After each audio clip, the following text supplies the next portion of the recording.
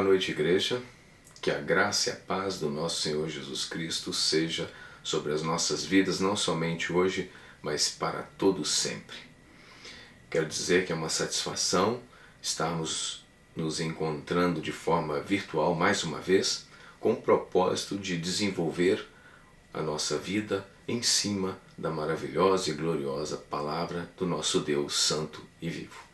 Então eu quero lhe pedir, antes de começar essa palestra, que você dê o teu like aí no nosso vídeo e também se inscreva no canal, pois isso vai estar ajudando a divulgar cada vez mais a palavra de Deus.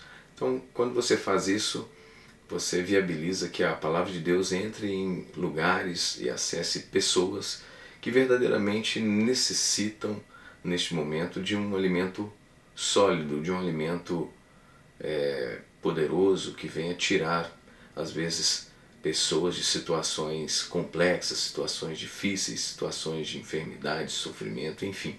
A palavra de Deus tem os seus desdobramentos e só Deus mesmo para mostrar o quanto é importante que a palavra dele seja divulgada em toda a terra.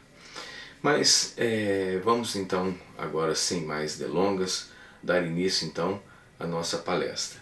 Nessa noite, eu quero que vocês acompanhem comigo no livro de Efésios, capítulo 2, a partir do versículo de número 1. Nós já até lemos essa passagem aqui anteriormente, mas eu quero falar de uma ótica um pouco diferente, porque, como eu disse anteriormente, a palavra de Deus possui os seus desdobramentos maravilhosos, né?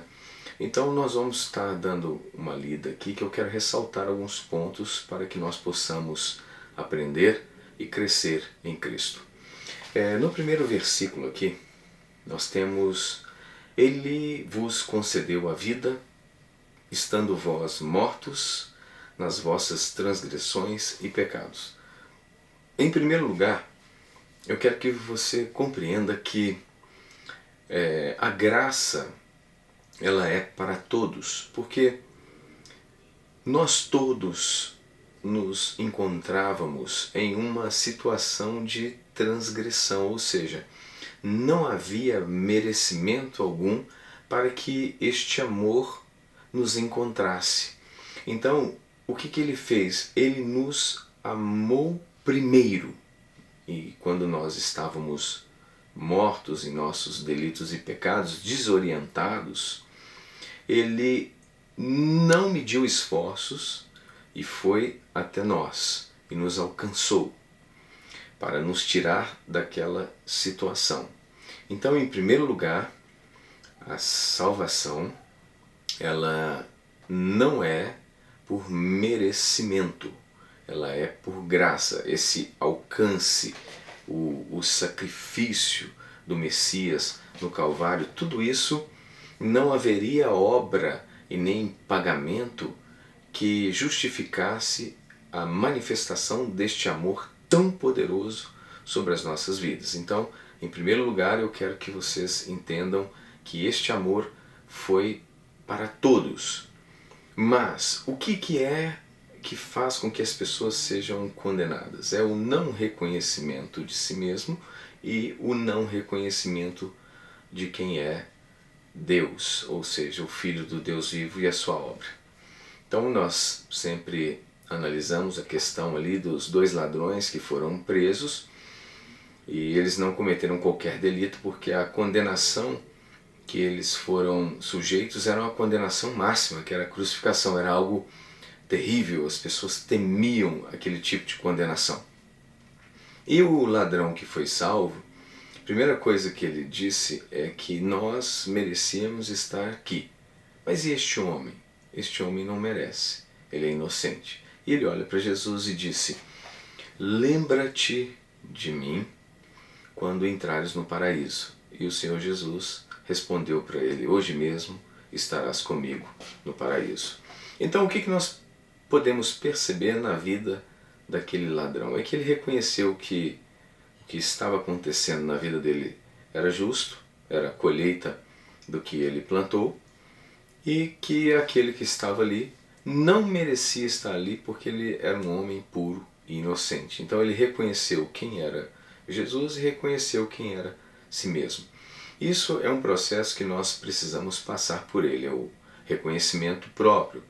Pode-se observar que nas passagens bíblicas que nós tanto usamos na Santa Ceia, né, que é examine-se, pois, o homem a si mesmo, então é exatamente isso. Esse exame é para que nós possamos reconhecer os nossos erros e quem somos.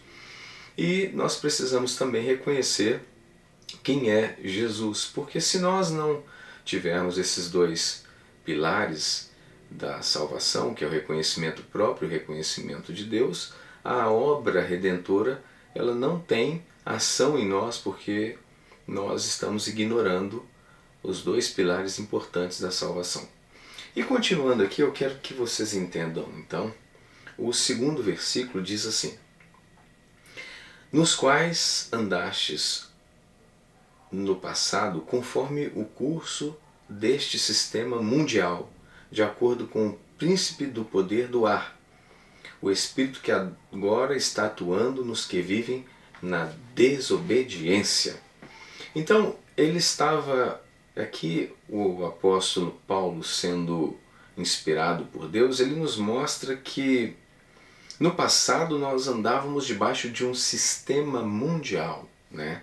Sistema mundial de acordo com o príncipe do poder do ar, o espírito que agora está atuando nos que vivem na desobediência. Então, quando existe essa palavra sistema, eu até vejo nessa tradução da King James que é uma palavra muito bem colocada, porque o sistema que administra o mundo, ele tem um cunho, ou melhor dizendo, ele tem uma vertente que vem do príncipe das trevas, ou seja, que ele disse o príncipe do poder do ar, né? Porque ele está na atmosfera, ele está atuando, certo? E o espírito que está atuando nos que vivem na desobediência. A desobediência, ou seja, é quando a pessoa está andando segundo o sistema mundial.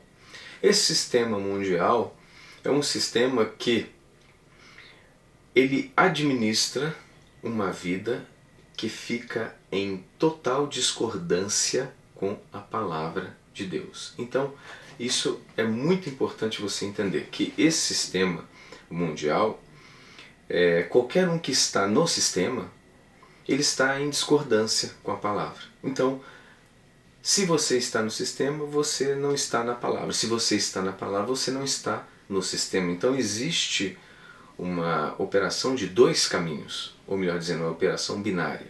Ou é 0 ou é 1. Ou seja, você só tem duas posições, não existe um meio termo. E eu já vou explicar por que eu estou ressaltando aqui de onde o Senhor nos tirou, em primeiro lugar. Falei do sistema e falei de dois pilares importantíssimos para a salvação e para uma vida abundante e vitoriosa aqui na Terra. Então, reconhecimento próprio, reconhecimento de quem Deus é, saber de onde Ele nos tirou e saber que existe um sistema que administra o mundo.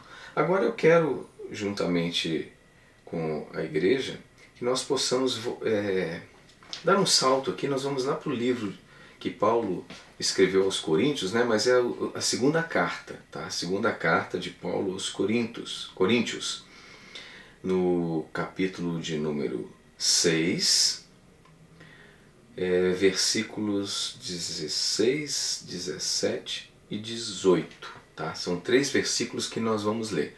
Então, a segunda carta, tá? 2 Coríntios, capítulo 6, a partir do versos de número 16. Então está escrito assim: e que acordo pode existir entre o templo de Deus e os ídolos? Portanto, somos santuário do Deus vivo. Como declarou o próprio Senhor, habitarei neles e entre eles caminharei. Serei o seu Deus e eles serão o meu povo. Versículo 17. Portanto, sai do meio deles e separai-vos, diz o Senhor, e não toqueis em nada que seja impuro, e eu vos receberei. serei para vós pai e serei para mim filhos e filhas, diz o Senhor Todo-Poderoso. Então nós precisamos entender que existe uma analogia aqui que o apóstolo Paulo está usando para que o povo entendesse que eles não poderiam misturar as coisas do sistema com as coisas do reino. E aqui ele estava falando de determinados itens que as pessoas teriam que se abster para que vivessem em plenitude. Mas o que eu quero que você preste bastante atenção não é nas questões que estavam sendo tratadas na época, né? Então aqui aplica-se a hermenêutica, né? Ou seja, nós voltamos ao tempo, analisamos o contexto político, social, arqueológico, histórico, e nós então entendemos que havia aqui um tipo de transgressão. Essas transgressões que estavam sendo tratadas aqui era com cunho da idolatria, ou seja, o assunto aqui era o assunto de idolatria. Mas a essência dessa advertência que Paulo está nos mostrando não é somente a idolatria. Nós temos que nos abster das coisas do sistema. Porque talvez a idolatria não seja a nossa falha no momento, né? Talvez nós tenhamos maturidade mais do que suficiente para entender que a idolatria não nos ajudará absolutamente em nada. Mas talvez o momento aqui é para que nós possamos refletir que precisamos de filtrar, peneirar, ou seja, abster das coisas que estão dentro do sistema. Então é necessário uma certa separação. É aí que eu quero dizer para vocês que é necessário a gente prestar muita atenção nisso. Eu quero falar um pouco também sobre o significado da palavra igreja. Quando nós imaginamos a palavra igreja, logo nos vem uma imagem de um templo, talvez com uma cruz em cima. Outros já imaginam um templo sem a cruz, mas enfim, imagina ali um hall de membros, um altar, uma pessoa falando sobre as verdades bíblicas. A gente imagina esta imagem. Mas quando na verdade o significado da palavra igreja é um significado mais profundo. É um significado de separação, ou seja, eclésia, quer dizer chamado para fora. Esse chamado para fora é muito importante que você entenda que chamado é esse, porque é como se você vivesse uma vida de cegueira, achando que tudo está da maneira correta, porque talvez você até aprendeu assim desde a infância, né? Alguns não, já nasceram em lares cristãos e já receberam orientação, mas outros não. Então nós aprendemos desde a infância uma certa forma, uma certa configuração de vida, e essa configuração nos acompanhou durante muitos anos.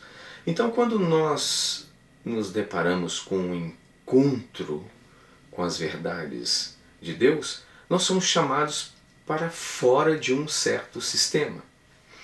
E esse sistema, ele não é somente a idolatria, não é somente algumas coisinhas que têm que ser deixadas para trás. Não, esse sistema ele é muito mais complexo e ele tem muitas informações e tem muitas propriedades destrutivas as quais nós devemos abandonar, todas elas, se nós quisermos viver uma vida de plenitude. Então o sistema ele administra de uma forma global este mundo e as pessoas não conseguem perceber que andam na escuridão. Então a observância, ou seja, o chamado, a advertência que Paulo está dizendo aqui é que você precisa separar. Você precisa saber selecionar.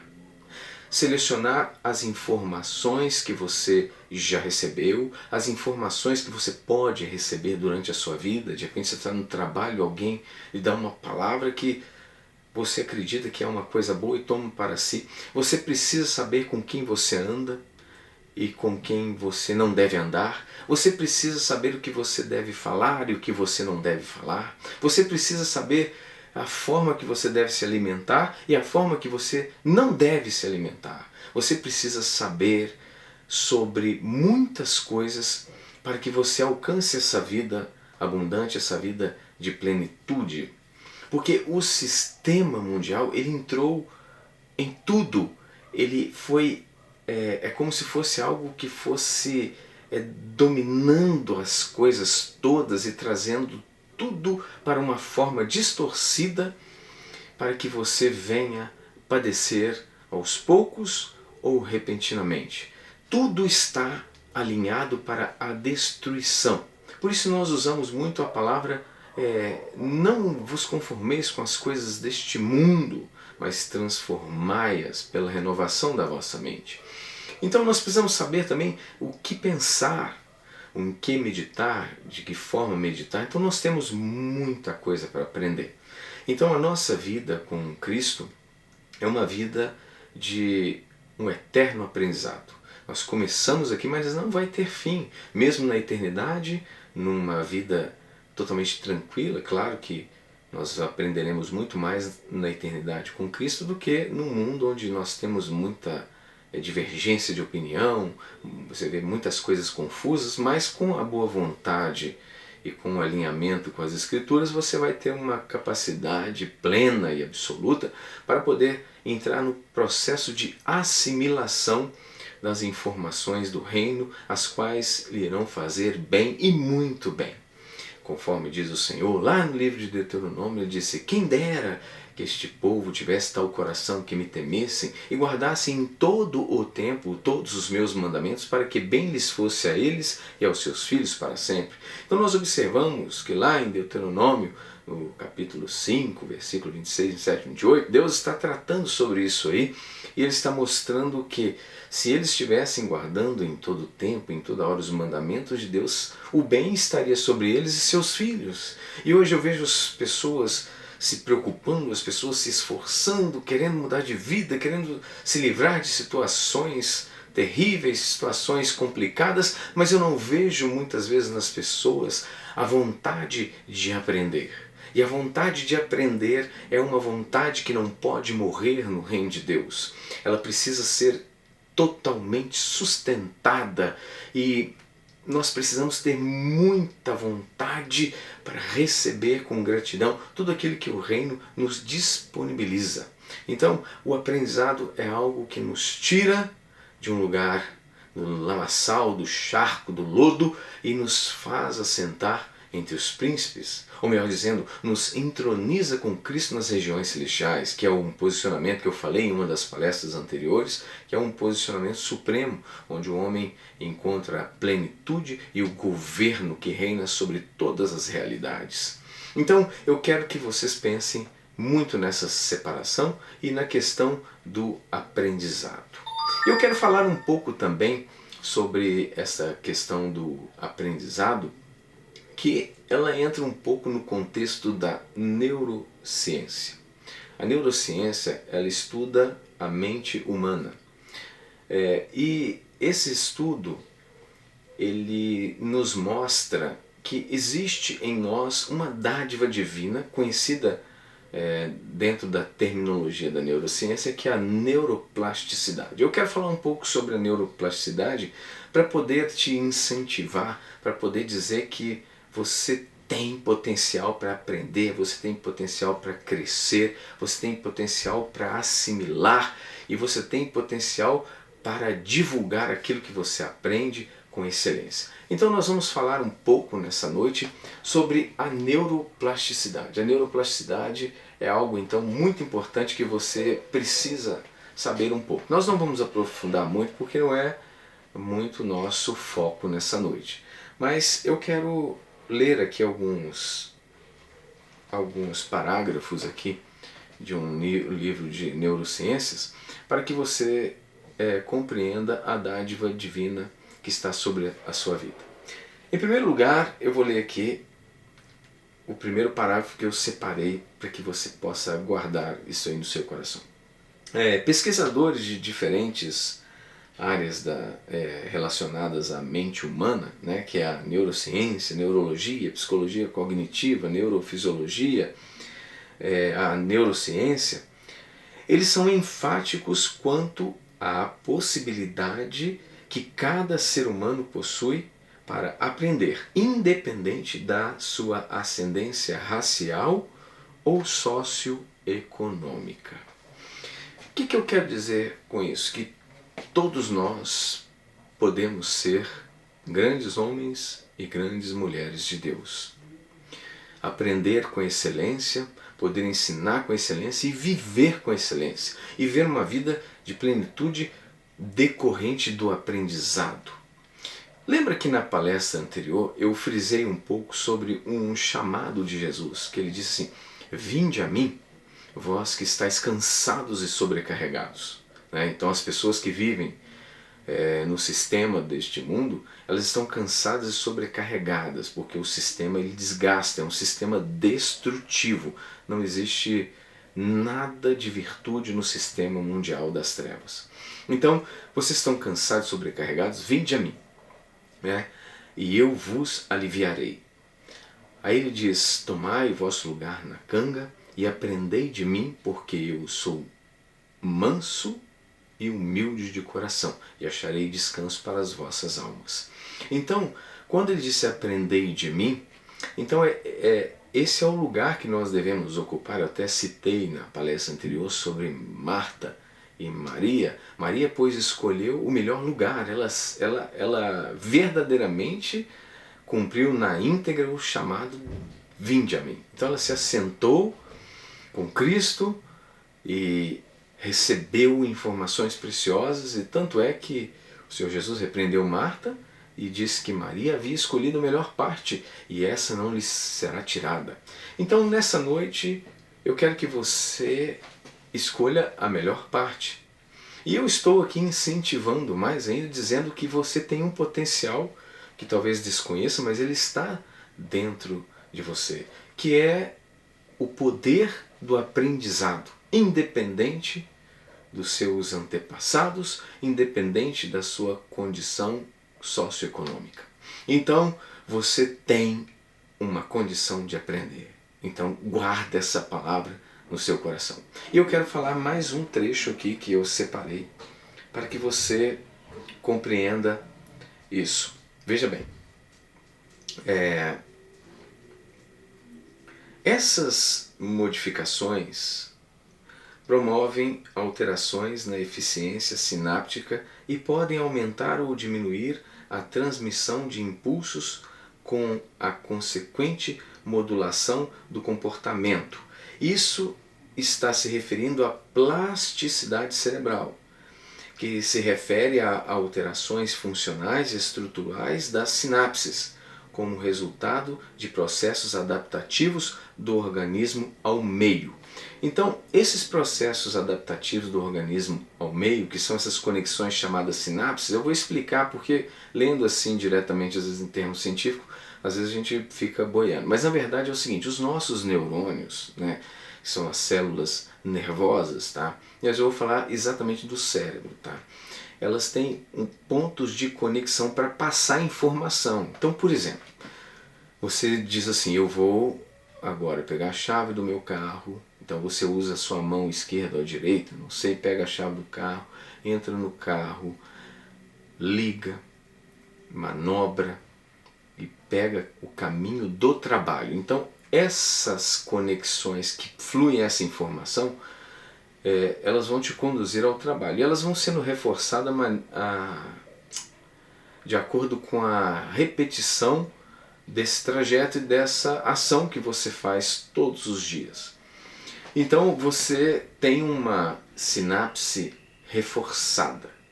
Então dentro do seu cérebro já tem uma, eu vou dizer assim de uma maneira simples, uma fiação já pré-determinada, passar aquela informação que você vai pegar o carro, vai manobrar, vai tomar o caminho em direção ao seu trabalho e vai chegar lá. Então você já faz aquilo às vezes até no automático, com rapidez, com destreza, já dá ré sem muita moleza, não fica pensando se vai esbarrar em ninguém, já sabe o tanto que tem que virar, que não vai pegar no portão da garagem. Então você vai desenvolvendo aquela habilidade de fazer aquele trajeto. Você já sabe aquilo de cor e salteado. Se puder, você até desenha o trajeto do seu trabalho. Por que isso? Porque você desenvolveu as sinapses, ou seja, as conexões, e criou uma rede neural para administrar as informações cotidianas as quais te levam ao teu trabalho. Então, essa capacidade ela pode ser também reforçada em cima das verdades bíblicas, em cima do seu estudo na faculdade, ou no ensino médio, ou no ensino fundamental, ou aprendendo alguma profissão, ou desenvolvendo alguma habilidade no esporte. Enfim, tudo que você fazer, você vai ter essa bênção, que é o quê? O crescimento da rede neural através das sinapses, né? Vai criar ali aquele caminho já pré-determinado a passar essa informação, com a repetição dessas atividades que você escolher. Então eu quero lhe dizer que se você escolher aprender de Deus, a desenvolver e alcançar a vida plena, a vida abundante, até o seu sistema nervoso ele vai trabalhar em seu favor. E as sinapses vão se desenvolvendo, você vai desenvolver habilidades, percepções espirituais, você vai lembrar dos textos, vai saber interpretá-los, você vai aprendendo, aquilo vai crescer dentro da sua mente, a tal ponto que aquelas informações do sistema elas vão sendo apagadas com o tempo e você vai se acostumando com a novidade de vida, ou seja, com a reprogramação mental a qual Paulo disse para que nós a fizéssemos, né? Então, com o tempo, essas habilidades vão se desenvolver no seu psique. Então você vai ter uma mente que tem as faculdades desenvolvidas para exercer as habilidades em cima do aprendizado. E isso é para qualquer pessoa.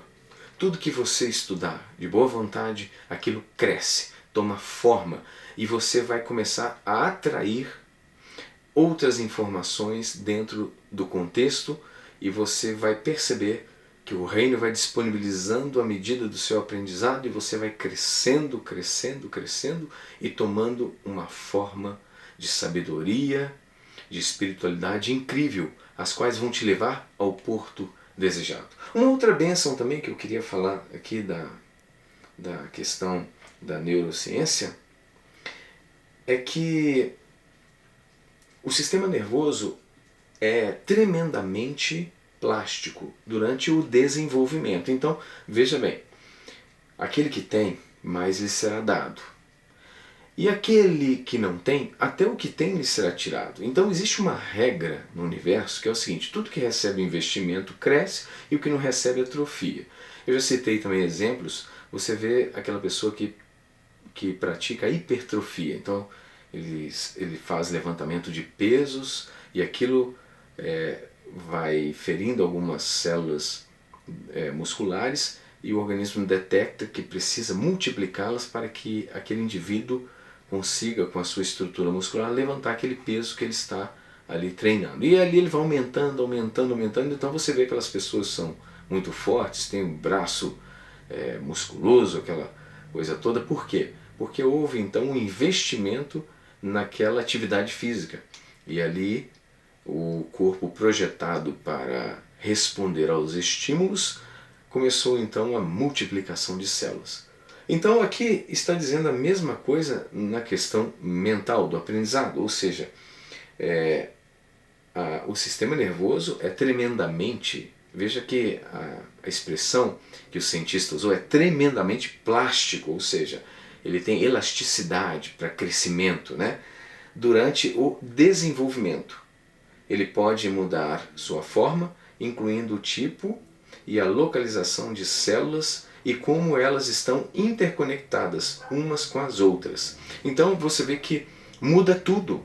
Você começou a desenvolver, começou o aprendizado, está tendo desenvolvimento, então você está tendo investimento. Quem não aprende, não desenvolve. Quem aprende, desenvolve. Quem não aprende, até o que aprendeu vai esquecer. Agora, quem está em processo de aprendizado, mais lhe será dado. E o desenvolvimento vai tomar a tua mente e você vai ter habilidades sobrenaturais para viver com excelência neste mundo.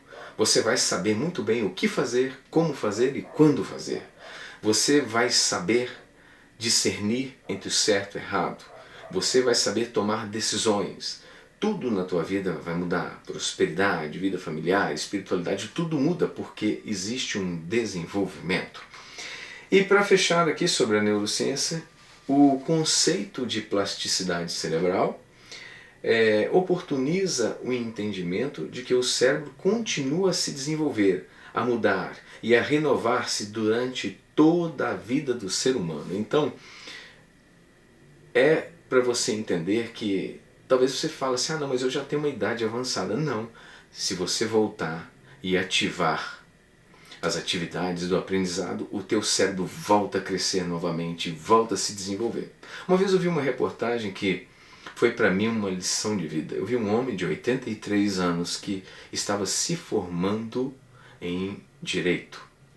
E ele havia passado na prova da OAB e já estava trabalhando em um escritório de advocacia. Um homem de 83 anos. Então, enquanto muitos estão com a mente caótica, esquecendo tudo, entrando naquele processo degenerativo, então ele estava dizendo que estava muito bem e que ele praticava esportes, dançava, algumas coisas assim, e ainda estava se formando e estava cheio de propósito de vida para trabalhar aos 83 anos de idade. Então eu quero dizer que se você se entregar ao conhecimento, à sabedoria, você não vai se arrepender. Porque melhor é o lucro que a sabedoria e o conhecimento dão do que o próprio ouro e que a própria prata. Porque a sabedoria faz com que você tenha longevidade, longanimidade, mansidão, domínio próprio, conhecimento. Você vai mudar totalmente a tua vida. Nós temos que entender que nunca é tarde para começar. Através do conhecimento você vai saber também como se alimentar, como nutrir a sua mente com as propriedades corretas para que você tenha o melhor desempenho. Tudo vai começar a se encaixar na sua vida a partir do momento que você tiver a boa vontade e começar a aprender. Lembre-se que Jesus te chamou para aprender. Enquanto você estiver aprendendo, você vai encontrar descanso para a sua alma, porque você não vai cair mais no tédio, na ociosidade, no vazio. A tua vida vai fazer sentido, você vai sentir vontade de praticar esportes, você vai sentir vontade de andar, de correr, de viver com excelência e com santidade. Então, essa é a palavra que eu trouxe para você essa noite. Deus inspira e a gente passa.